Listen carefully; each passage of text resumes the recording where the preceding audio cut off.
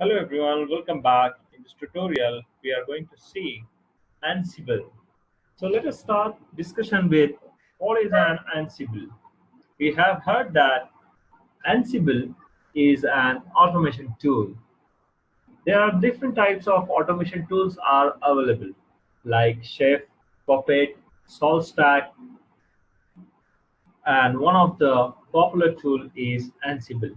All these tools, Shape, Puppet, SaltStack, Ansible, they perform a similar type of job, like implementation of infrastructure, deployment of application, change in huge environment. So this all we can achieve using these tools. But Ansible is bit different from the other legacy tool like Puppet and Shape because Ansible run on SSH.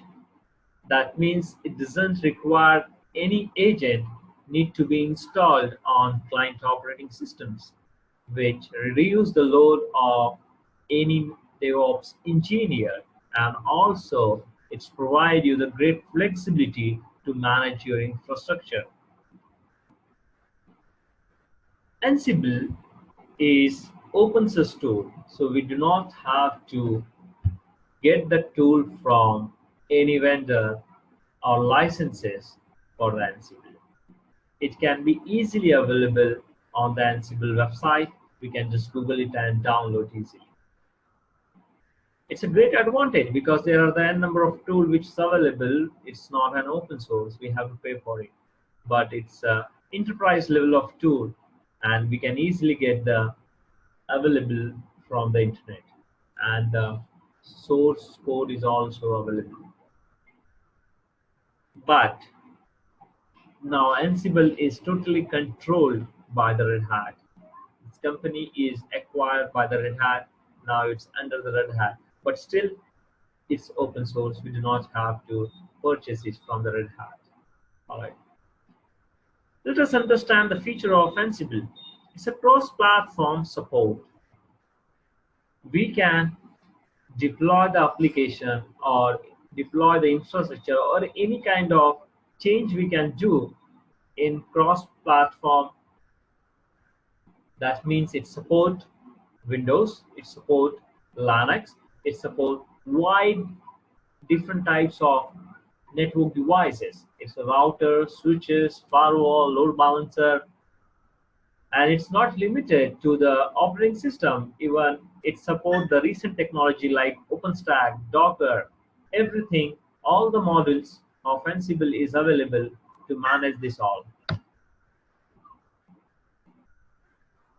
As we discussed, it's agentless architecture. We do not require any agent need to be installed on server and client, which reduce the overhead of any engineer, and for organization it's a huge saving because lots of company paid to manage the agents. So we need to pull the inventory, how many number of system have the agent, how many number of systems not have the agent, whether the agent is have the recent version, there is a where the server is upgraded. We do not have that kind of load in Ansible because once we install the Ansible on any one of the machine, we do not have to install anything on the client platform. So it can be easily connected with the client platform using the IP address over SSH protocol and easily perform the deployment on the target machines. The complete Ansible is written in the Python, so we can install Ansible using Python also. Using pip, we can install the Ansible, and if you want to write your own module, we can write it because it's open source and you can get the help from the community and you can write your own model. Daily basis, there are the n number of models get added into the Ansible, and there is a wide number of modules are available for the different platform and devices to manage the end-to-end infrastructure. As we discussed that it uses OpenSSH and it can be run over the Microsoft Windows operating system, Linux operating system, and we can integrate with this GitHub. So we can easily download the code from the GitHub and we can start deployment on the target machines. It's very easy installation and configuration. on any one of the machines, so we do not have to much more put the effort to install and configure the Ansible. So in next video, we are going to see the installation part. It's highly scalable. It's not limited to the this number of machines can be only controlled. Like some application have a limitation. If it is a freeware, you can control 10. If you pay the premium, you can manage 1,000. If you are a gold customer, something like that. But here there is no differentiation based on the business. It's not like that. It's end-to-end scalable. It's end-to-end robust, end-to-end to suit your enterprise requirement. Whether you are managing a 10 server or you are managing a n number of thousands machine or 1,000 devices, no problem. You can just add those devices in your inventory list and you can run your deployment without any issue. So it's an awesome feature. It's highly scalable. It's have been accepted and adopted by reputed corporations, and reputed MNCs already using it. And there are the n number of company those are moving from the legacy technology like Puppet and Chef, and they are now adopting the Ansible because it's a highly scalable. And it's very secure because SSH2 is very secure. It's used the SSH, and SSH all the packet, all the transaction, all the communication between your source and the target. It's create an appropriate tunnel without any issue. You can execute your command, your playbook, everything over the SSH. All right. For the learner, it's very simple to learn. We are going to see that because the syntax is not that complex. We do not have to learn the programming language to learn this because it's pretty simple. The syntaxes are all the like the English language. We need to understand the few basic things. We need to understand the few syntaxes to write the code, but it's a very easy to learn it. It's not that difficult to write the Ansible playbook. Ansible, it's not only limited to the automation engine. As we discussed, it suits your wide area of requirement like for configuration management, application deployment, orchestration, and provisioning. All right. So when we say the configuration management, if you want to do any changes, maybe you have to increase your memory, maybe you have to increase your count of vCPU in your cloud environment, it suits your requirement. We can use the Ansible to perform that. For application deployment, maybe you have the Java program and we have to deploy it on the target server in different regions. We can easily do by using the Ansible. End-to-end orchestration we can do. We can control our environment. We can have the pretty much control over on the what to have, what to not have in the environment. Everything we can set up using the Ansible. Provisioning is pretty simple in the Ansible because it's not only limited to the AWS. You can use Ansible for AWS. You can use for Azure. You can use for OpenStack, for virtual environment, for hardware based system like bare metal, on-prem, everything we can do using the Ansible. So it's a wide area of models are available to perform the provisioning in different environment. The key component of Ansible is Ansible modules. As we discussed, the Ansible modules play an important role because Ansible module allow you to get the functionality what we expect. So for example, you are expecting the OpenStack deployment, we need to get the OpenStack module in the Ansible. For example, you want to work in the Docker, then Docker module will come into the picture. So everything is a module based. So the module which you use, we can get the functionality, and there is a wide range of modules is available to perform the different. As we discussed that it support the OpenStack, it support the Docker container technology, it support Azure, it supports AWS, it supports VMware, everything we can do with the Ansible. All right. And the feature we call the inventory in the Ansible is important to understand. Inventory is the list of your target devices. It can be 100 devices, it can be 10 devices. Anything which is your target devices going to be added into an inventory. All right. So we have to write the inventory file. The inventory file contains the host name or IP address. So we are going to see the practically how to basically we write the inventory file. But inventory, the keyword is very important because it contains the target devices. Once we run the Ansible or Ansible playbook, it's gonna check the inventory, and based on the inventory, it's going to deploy or it's going to make the changes on the target server. So if you have the 10 server, we need to first write that 10 server in the inventory file. If we skip any of the server, that means the change or the deployment is not going to happen on that particular server. So we need to, every time we need to make sure our inventory is updated, and inventory need to be properly updated, because we can group it. Maybe you can keep the database server in one group, and another group is a web server, another group maybe your middleware, so forth and so on. We can create a different group, and based on the group we can run the different commands. All right, task is what we are expecting from this Ansible. So the task we can write it, and the task we can create, and we can reuse it. That is a very important feature, because you do not have to create a task every time. Maybe you created a task to deploy the AWS instance. You do not want to create every day to deploy the AWS instance. Just you execute that task, it will create an AWS instance. So that is very important thing in automation. Create once and use every time. So that Ansible also do that. You create once and reuse every time. Variable is very important. You can declare the variable, and that variable we can call in our playbook. All right, so that we are going to understand practically how it's work. And playbook is we can say the n number of Ansible command we can club into the one playbook, like we do in the script, right? N number of tasks we write in the playbook and execute it.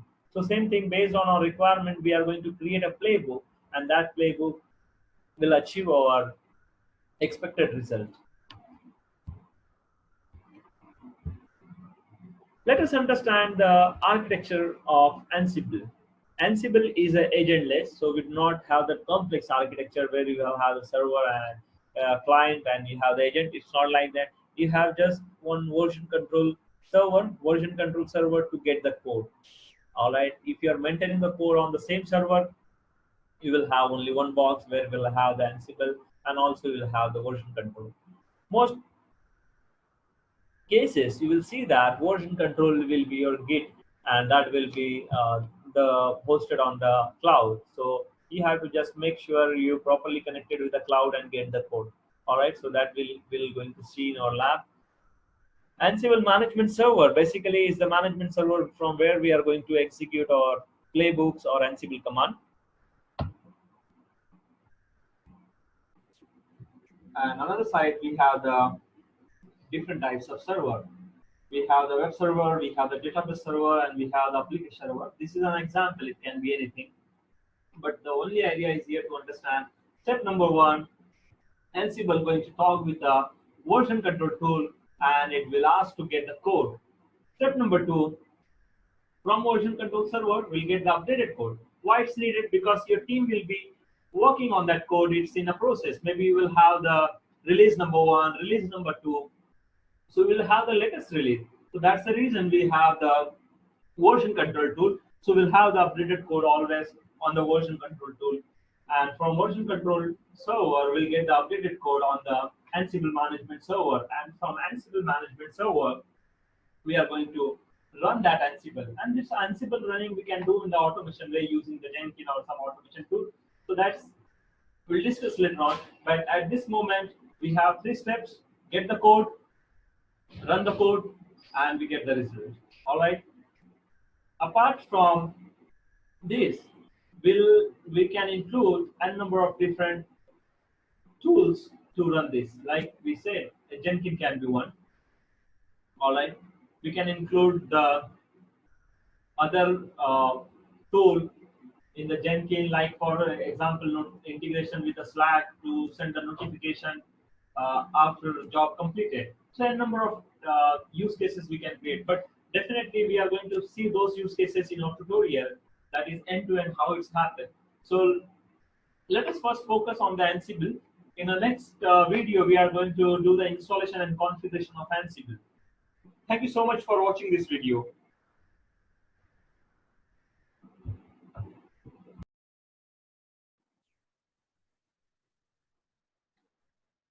Hello everyone, welcome back. In this tutorial, we are going to see the installation of Ansible. Ansible can be installed in 2 different ways, using yum and using a Python, that is pip. In this tutorial, we are going to see using yum. In next tutorial, we'll go through the pip as well. One thing we have to note here, Ansible can only install on Linux operating system. We cannot install the Ansible on Windows operating system. But yes, Windows operating system can be managed by Ansible, but the installation we have to do of Ansible server on the Linux operating system. We can manage Windows, we can manage network, devices like switches, router, load balancer. We can manage different other devices using Ansible, right? But always when we are installing the Ansible, make sure you are working on the Linux operating system, maybe your CentOS, maybe your Red Hat, maybe your Ubuntu. Any operating system is fine to install the Ansible. Let us check our operating system.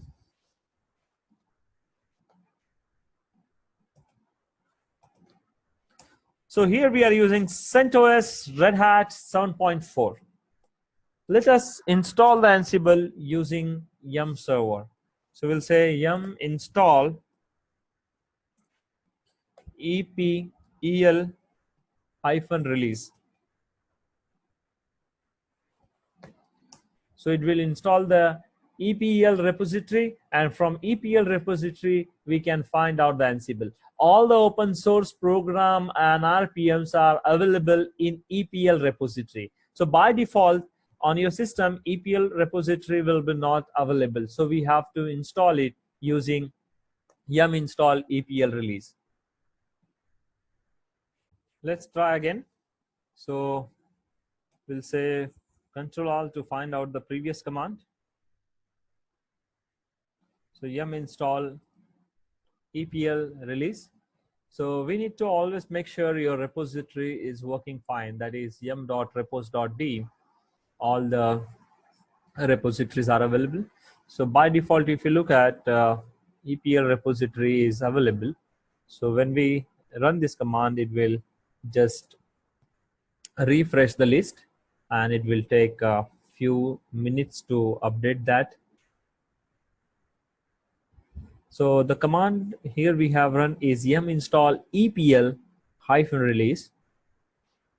Once we run this command, it will install the EPL repository. As we discussed, EPL repository is a public repository, and all the or most of the open source tools and the RPMs are available in EPL-release.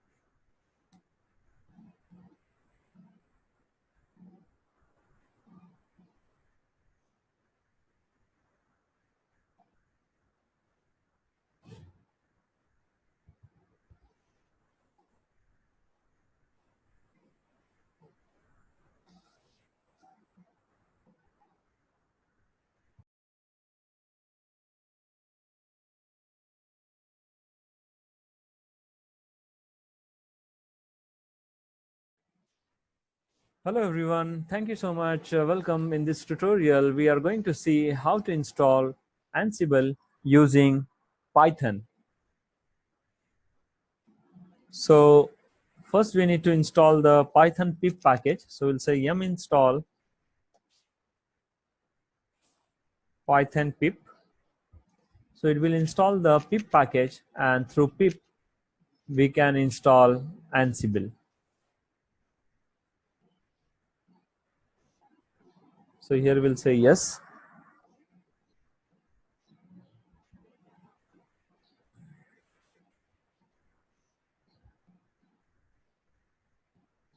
Installation completed for Python pip.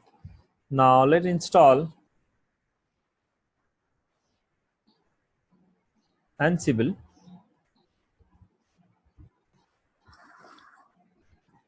So we'll say pip install Ansible. So it will install the Ansible. So this progress bar we are seeing differently in the screen because of this putty, but if you use the Terratem or other tool, you will not face this kind of issues.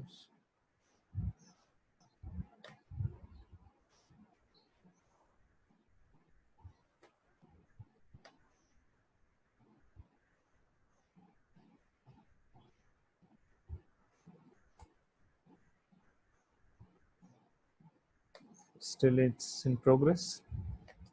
We'll get a prompt again for hash prompt.